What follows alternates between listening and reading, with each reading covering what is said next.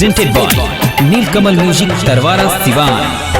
दिनों रात दर्शन करती हो, होते भोर चरण में पड़ती हो। ए माई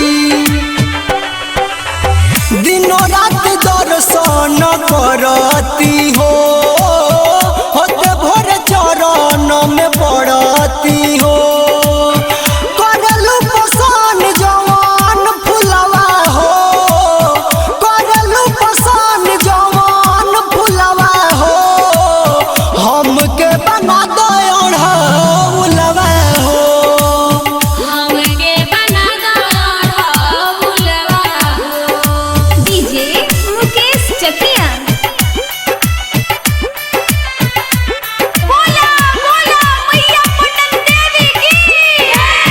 होते भोर दूर के ले आई मलिनिया, छुए के मिली रोजो तुहार चरनिया, छुए के मिली रोजो तुहार चरनिया। होते भोर दूर के ले आई मलिनिया, छुए के मिली रोजो तुहार चरनिया। हाथ में रहेला पीरा सुलवा हो,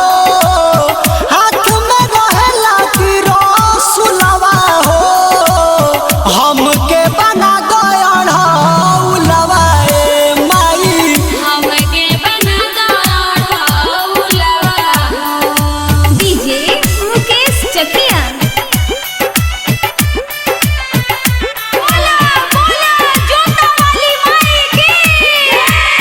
भक्त सब लेके रोजो करी है पूजन हो, जिंदगी हमार माई हो जाई धन हो, जिंदगी हमार माई हो जाई धन हो। भक्त सब लेके रोजो करी है पूजन हो, जिंदगी हमार माई हो जाई धन हो। डाली दो चरनिया के धुलवा हो, डाली दो चरनिया के धुलवा हो। हमके बना दयालवा माई हो, हमके बना दयालवा। डीजे मुकेश चकिया।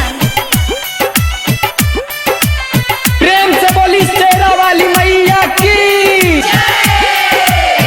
जब लेना माई सुना देबू बचनिया, परदेसी पंकज छोड़ी ना चरनिया, परदेसी पंकज छोड़ी ना चरनिया।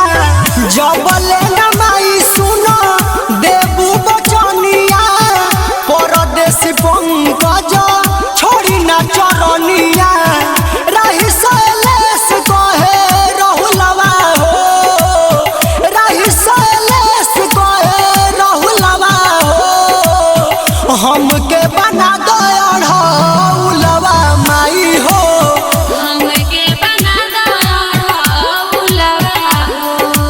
Mixed by Neelkamal music Tarwara Siwan.